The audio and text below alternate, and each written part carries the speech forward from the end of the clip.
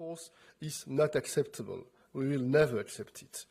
We also discussed the crisis in Myanmar that negatively impacts stability in the region, and we continue to support ASEAN's efforts to address this crisis. We support the full implementation of the 5-point consensus and the personal investment of Prime Minister Hun Sen. Finally, we discussed our intensified security cooperation with several Asian and ASEAN partners, including maritime security. Maritime security is vital for the world, is vital also for Europe, due to the importance of trade routes and their protection. It's in our mutual interest to bolster our cooperation in this area.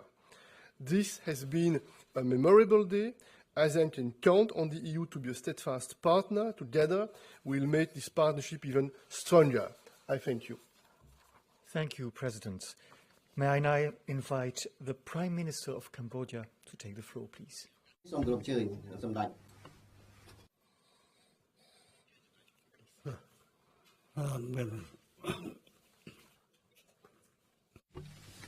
Excellency, Madam, ladies and gentlemen, I want to start. I raise my agreement to what Excellency Michael has been raising. For me, I start by warmly welcome to all to take part in the press conference today. Today marks a very special moment for our partnership with the successful and fruitful organization of the ASEAN-EU Commemorative Summit. I would like to share the optimism and confidence as expressed by His Charles Michel and Her Excellency Ursula von der Leyen regarding the positive advancements of relations between our two regions, and to express that my belief that our cooperation will be further deepened and become more comprehensive with mutual benefit.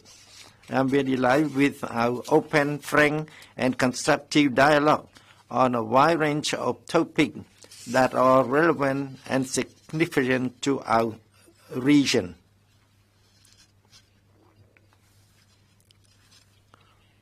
What makes our partnership even more important is the development of worrisome and fragile situation as the world is facing the biggest trial unseen before. For instance, geopolitical rivalry between superpowers have shaken international order and threatened stability, peace, and prosperity amid the escalation of armed conflict and war facing our two regions. On the war in Ukraine, we reaffirm our firm position on the respect for sovereignty, territorial integrity, and political independence, and we object the annexation and the threat or use of force against a sovereign state. We underline the importance of immediate cessation of hostilities and the enabling of a conducive environment for a peaceful settlement of dispute in order to pave the way for rapid, safe, and unhindered access to humanitarian assistance for victims who are most in need.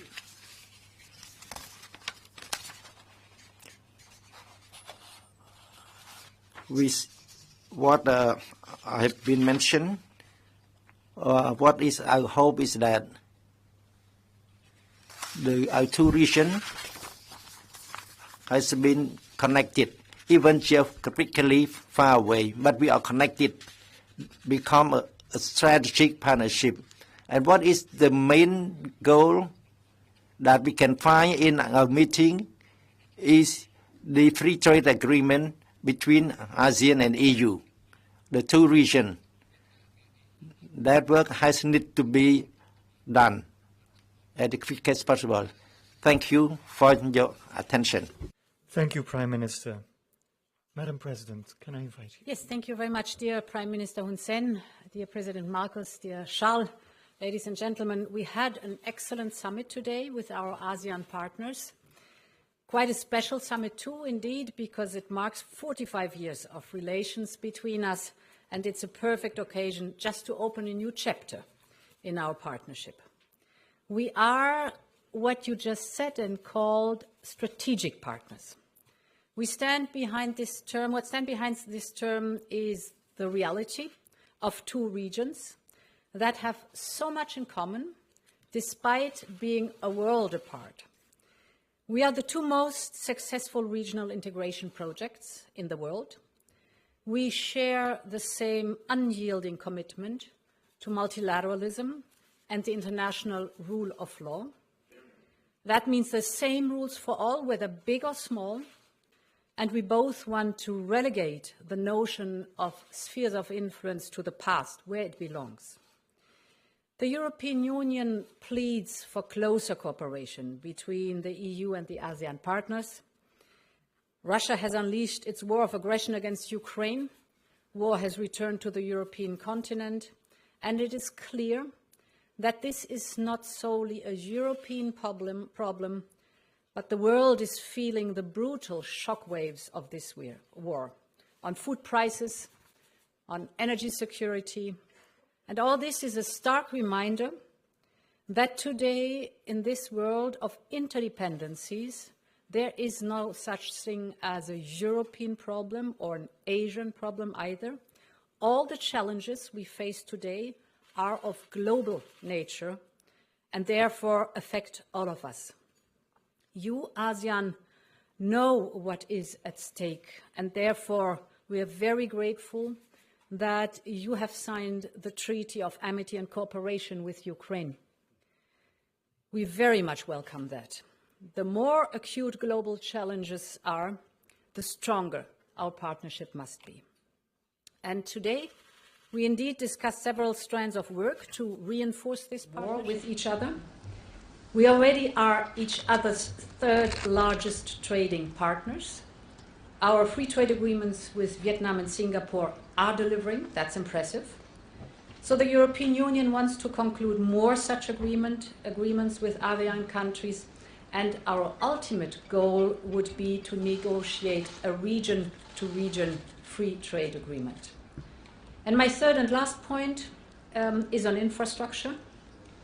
Because our energy and trade cooperation will only reach its full potential if it is underpinned by the right infrastructure. Today, Team Europe put forward a 10 billion euros investment package under Global Gateway. And let me end, Prime Minister Hun Sen, by thanking you for your excellent chairmanship this year. I'm now looking forward to working with Indonesia under its chairmanship of ASEAN in 2023. We have behind us over 4 decades of partnership, and we will continue championing peace, stability, and prosperity together. Thank you very much. Thank you, Madam President. May I invite the President of the Philippines to take the floor, please? Excellencies, ladies and gentlemen, good afternoon. We had an extraordinary opportunity today to collectively look back on our shared successes and to exchange views about our prospects for the future. We look back on ASEAN-EU achievements, most recently the signing of the ASEAN-EU Comprehensive Air Transport Agreement that was signed last October, and the adoption of the Plan of Action to implement the ASEAN-EU's Strategic Partnership for 2023 to 2027. We noted the continued strengthening of cooperation between our regions throughout the pandemic through the following mechanisms: the ASEAN Regional Integration Support from EU+, the EU support to higher education in the ASEAN region, the Enhanced Regional EU-ASEAN Dialogue Instrument, the EU-ASEAN Cooperation on Sustainable Use of Peatland and Haze Mitigation, Biodiversity Conservation and Management of Protected Areas in ASEAN. the integrated program in enhancing the capacity of AHA Center and ASEAN Emergency Response Mechanism, and the ASEAN-EU Migration and Border Management Program Phase 2, to name but a few. We appreciate the EU member states, and the EU financial institution, in short, Team Europe, for the combined response of over 800 million euro to fight the health, social, and economic impact of the coronavirus pandemic in ASEAN. As we move forward towards post-pandemic recovery, we eagerly anticipate the resumption of negotiations for the establishment of an ASEAN-EU Free Trade Agreement and of the ASEAN-EU Trade and Investment Work Program. I am pleased that today's summit imbued all of us as ASEAN and EU leaders alike with a sense of renewed commitment to continue nurturing and expanding our unique ASEAN-EU partnership, which will serve us well as we are squeezed by the myriad challenges that we have just discussed, such as the supply chain issues brought about by the pandemic, the global threat to food and energy security made worse by the conflict in Ukraine, and to the societal and economic havoc wrought by climate change, to name a few. I am particularly pleased that this landmark ASEAN-EU Commemorative Summit was shepherded to conclusion during the Philippines coordinatorship for ASEAN-EU dialogue relations, and that the adopted ASEAN-EU Joint Leaders Statement is reflective of the broad nature of our relations and shows clear commitments from both sides to further enhance our relations. We hope to achieve more milestones as the Philippines continues to guide the ASEAN-EU dialogue relations until 2024. I assure my fellow ASEAN member states and all European Union member states that the Philippines will continue to expend all efforts available to ensure that the implementation of the plan of action to implement the ASEAN-EU Strategic Partnership for 2023 to 2027 proceeds as intended. We will strive to expand and deepen our cooperation in the priority areas of post-pandemic economic recovery, strengthening public health institutions, maritime security and cooperation, environmental protection and sustainable economic development, combating, of course, climate change, and connectivity with its new definition, which goes beyond the strict definition of digital connectivity, but connectivity in all manners, by air, by land, by sea, by digital means. We also will work for the digital transition and the lessening of the so-called digital divide, migration, and gender justice. We look forward to nurturing and bringing forth ASEAN-EU relations to greater heights in our role as country coordinator for ASEAN-EU relations in the next 2 years. Before I end, allow me to thank Your Excellencies, EU Council President Charles Michel, EU Commission President Ursula von der Leyen, Czech Prime Minister Peter Fiala, and all EU member state leaders for your very warm welcome that you have given us all here in Brussels, and we look forward to the next commemoration of EU-ASEAN relationships. Thank you. Thank you, Mr. President. We'll now take a couple of questions. Let me start with someone from the Philippines. We had Alexis Romero from Philippines. Yes, please. Good day, President Marcos. How are you doing? Just about managing. Okay, thank you very much.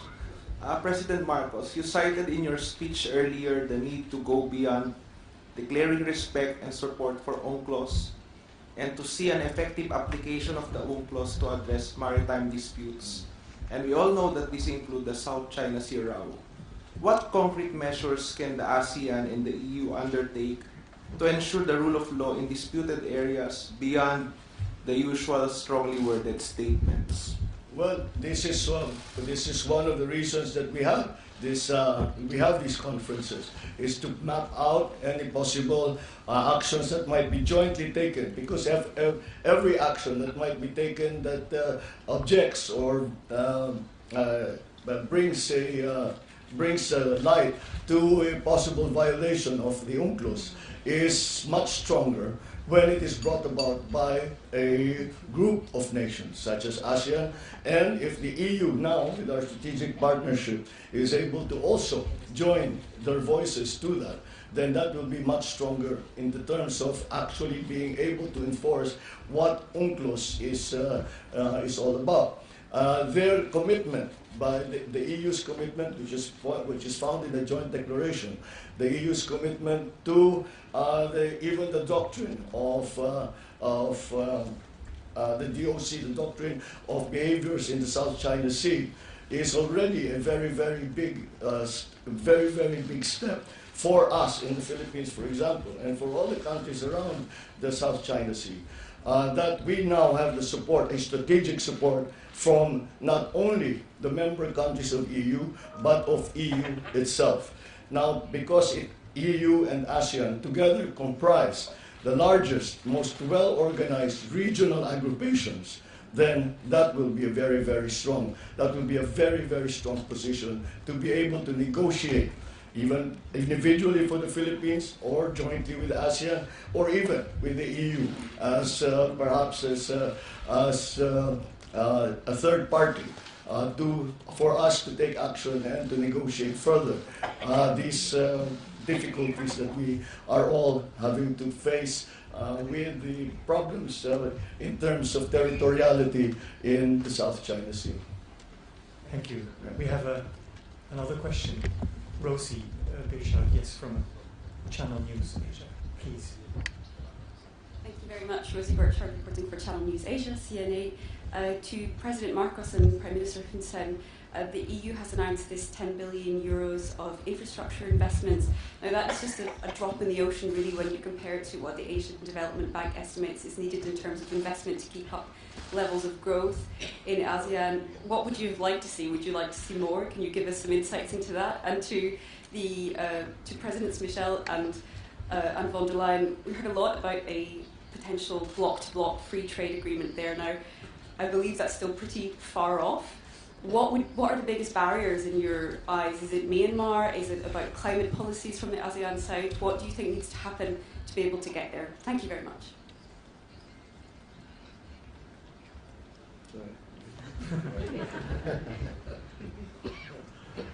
Well, I think the one who can best answer that will be the donor of the 10 billion euro, and we would like to ask them how they would want us to use their hard-earned money when it comes to ASEAN. So perhaps President Michel. Well, maybe I will try to answer both questions. First of all, we are absolutely determined to upgrade the level of ambition in terms of a strategic partnership with the ASEAN countries. This is very clear. And this is also very important to take into account the fact that the EU is mobilizing money in order to make very tangible the bilateral partnerships we have with each of the ASEAN, the members of this ASEAN organization, each of the ASEAN countries. And this is an important signal that we want to send to the leaders, but also to the people in that region. Point one. Maybe with a smile, another information that I had the occasion to share yesterday with some of the ASEAN colleagues. Sometimes it could happen, we have some difficulties within the EU to be on the same page. Sometimes we have divisions, we have difficult questions, we have difficult topics. But one thing is absolutely certain. When we have on the agenda of the European Council our relationship with ASEAN, spontaneously, immediately, the 27 member states, we are all on the same page. We are absolutely motivated to strengthen the ties. We have exactly the same assessment. We think this is strategic importance for all of us to develop and to make more tangible this partnership with that region. And this is a transition to the second part of your question, the trade agreements. You know, this is a general debate across the EU. We believe in the free trade, we believe in the globalization, but we think at the same time that we need to work for more common standards, more similar standards, to take more into account our common goals in terms of climate change, for instance, in terms of labor conditions, for instance. And it's very good that we have demonstrated that it's possible with some of the countries of ASEAN to have free trade agreements, and we can observe that this is very positive on both sides. It's delivering concrete and tangible results in terms of increase of the volume of the economic exchanges between those countries and the EU. And this was told by the President of the Commission. It's not a secret that we have also exploratory talks with some other ASEAN countries in order to identify how we can try to make some progress and maybe to launch negotiations in the following months or in the near future. And there is another dream we have. We have the dream to make possible, sooner or later, EU-ASEAN free trade agreement. But of course, in order to make it happen, it's also important that within the ASEAN, steps are made in terms of economic integration. It's not exactly the same situation in each of those countries, and it's probably also an encouragement with respect for the ASEAN countries to observe some progress in terms of economic integration. You can see that we are really motivated. We are very proud because this statement today is a very strong message. It's a strong impetus for the future. There are concrete projects on the table, and we are very optimistic and confident that on a regular basis we'll have the occasion to meet at the leaders level in order to assess what we did and what we need to do in order to make sure that we are implementing what we have decided. If I might just add something, it is remarkable actually to see during our meetings how despite the marked differences between EU member states and ASEAN member states, that it is remarkable that we identify the same priorities as EU together as ASEAN does, as the EU seems to also have the same priorities. And those are in the areas that we spoke about: environmental protection, sustainable economic development, combating climate change, connectivity, cybersecurity, digital transition, migration, gender justice. So it is, as I said, it is just an indication and a manifestation of how global we have actually become. And although we come from very different places, from very different conditions, we have a very similar view, very similar worldview of the challenges that we all face. Perhaps you want to say first? Yeah, go ahead. I would like to add. Please put on the earphone. We'd like to add the response from Charles Michel and Excellency Marcos. Our point is that ASEAN not just to wait, not always waiting for the help from EU, but we need to see the complementarily the economy of the two regions. It's true that European countries are more advanced, but Europe and ASEAN is not just a place to receive only assistance from Europe. In this situation, that ASEAN and Europe agree together to have the free trade agreement together. We don't want our people to remain poor and then remain preferential treatment from EU. We would like to want free trade agreement between the two blocs. What you mentioned, whether there is any obstacle with the problem of Myanmar, we should not put politics to hinder the free trade agreement. At the opening speech, the speech of President of Indonesia mentioned already, the partnership need to be equal. Cannot use the law from one side to apply on the other. We need that the two parties need to be equal to implement the quickest possible, not just to base on the situation of Myanmar and any country and then allow it to disturb our efforts with the establishment of the free trade agreement between the two blocs. In reality, for human rights, in relation to this and that issue, I would like also to add whether EU sign agreement with how many countries in ASEAN and about human rights over there. Not everything are the same, but we have common point. Target the goal to be connected between the two regions, the economy that is complement to each other. That the point that remind ASEAN to try to stand up to be partner with equal with EU. Thank you. Yeah, indeed, you are right. Global Gateway is a much bigger program. 300 billion for investment worldwide. And there are different regions with different needs. The advantage with ASEAN is that we're meeting a highly developed economy. And therefore the investment is not only the crucial point, but as this is public investment, for us it's important to have these infrastructure projects, and by infrastructure I'm not only speaking about old-fashioned infrastructure terminology, but in the sense that President Marcos was describing. And what we need there is the incentive of the public sector as joint actions where it is needed, a conducive environment, for example, regulatory environment, the private sector, and the exchange of technology.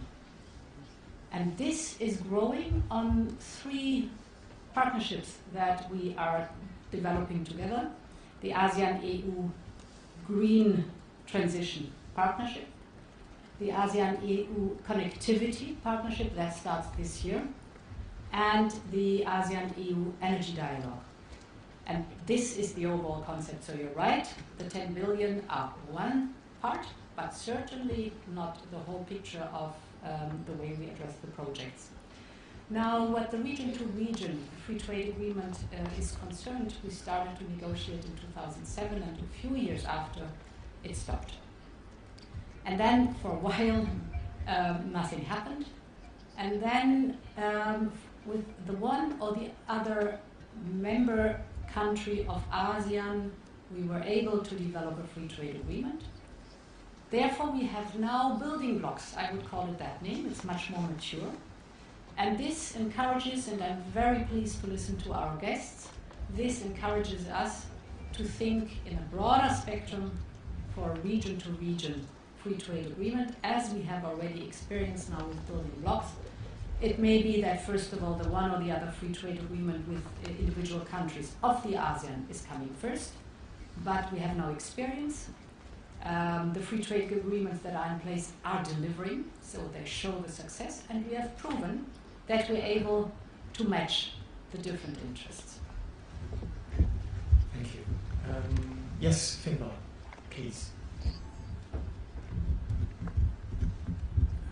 Thank you very much. Finbar Birmingham with the Hong Kong newspaper, the South China Morning Post.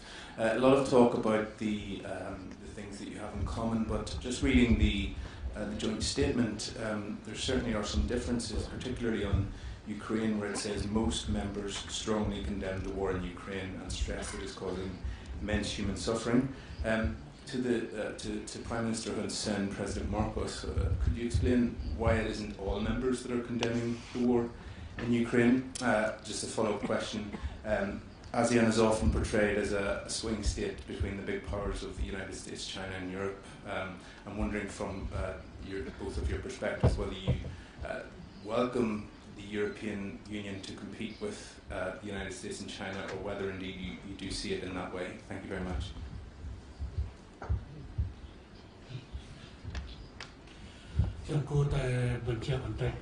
I should underline a bit on this point. It's true that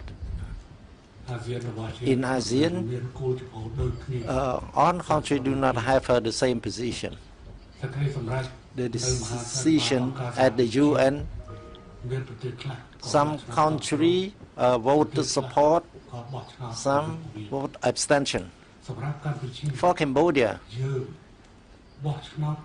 we vote support the UN Security Council resolution condemning the invasion, the annexation of land.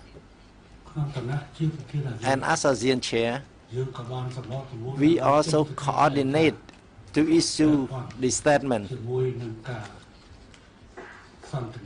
on the dialogue or ceasefire between Russia and Ukraine.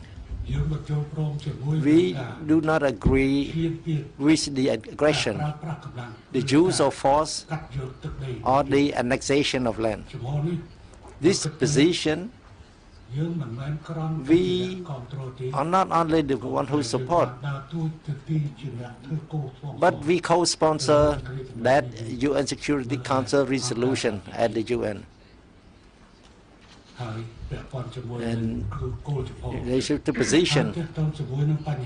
And with Ukraine issue, Cambodia also make decision already in order to send the deminer trainer with Japan, working with Japan, to have the Ukraine deminer, provide them training. And we also accept 15 Ukraine in January to come and then be trained in destroying mine and in the humanitarian assistance. And we send our force not to fight against Russia and Ukraine. Please, Excellency, Michael, tell the Philippine position. Thank you. Perhaps I should answer the second part of your question about the competition between the United States and China, and if it's not what we want. Believe me, we would rather not have these tensions in our part of the world. That is the last thing that we would like. And the Philippines, for our part, has taken an independent policy, and we absolutely refuse to go back to the situation of the Cold War, where we have to pick sides in terms of who the superpower is that we are aligned with. What we say is that, to put it very simply, is that in the Philippines, our foreign policy is the policy for peace and for the national interest. So foreign policy will always be guided by a commitment to peace and the pursuit of the national interest. In terms of that competition, as I said, we have to find, I think all of us, member states, especially in ASEAN, have to find our own way. However, I think I would not be overstepping by saying that we agree, in the sense that we are committed to the idea that the future of the Asia-Pacific region should be decided by Asia-Pacific countries and not any other power outside of our area. Thank you. We have one more question, I believe. Yes, from Nestor Corrales, please. Also from the Philippine Daily Wire. Good afternoon, Mr. President Marcos. What has been the EU's response to your call to concretize the loss and damage concept in relation to climate financing, and what measures can be done to ensure that major polluters will be made accountable? It's this very tricky question, and I brought it up simply to illustrate that EU has in fact been at the forefront in the kind of shall we say, compensation for climate change. However, the issue of damage and loss is still, although it is a big step forward, that we all now accept, both developing and developed countries now accept the concept of damage and loss. The actual number is very, very hard to determine. And beyond that, even if we are able to quantify the damage and loss, you say it's $100 million, whatever the number is, what do we do with that number? Who do we go to? Who do we, who pays the bulk of it? However, I sense that there is a willingness for the developed countries to participate and to help in mitigation, to help in adaptation for those countries like the Philippines, most of the countries around ASEAN that are very vulnerable. There is a willingness to help, but how to provide that help is still a question that we cannot definitively answer. That is why a lot of work has to be done, and I have brought it up with the EU, and I've said that this is an important issue, especially for the Philippines and for many, many other countries. But again, it's the work that we have ahead of us to be able to come to some kind of agreement as to what damage and loss actually means, and how will the compensation for that damage and loss be made. And for my part, I think until we are able to determine that, I think we should think of what we can do in the future. And that, I think, has great potential to be put into effect in the short term rather than in the very long term. Thank you. Thank you for joining us for this press conference. Check out the joint declaration which we have published. Thank you, and see you tomorrow.